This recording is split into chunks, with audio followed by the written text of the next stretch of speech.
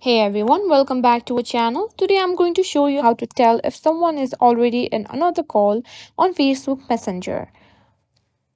First, open your Facebook Messenger app on your smartphone.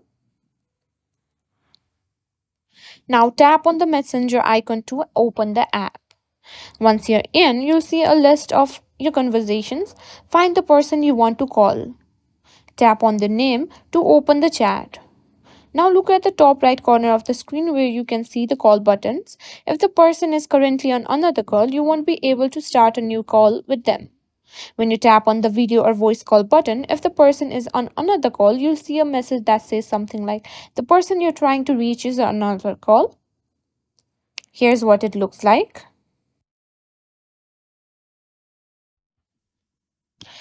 The message will confirm that they are currently in another call. And that's it.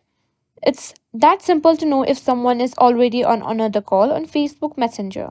If you found this video helpful, make sure to give it a thumbs up and subscribe to our channel for more tech tips and tutorials. Thanks for watching.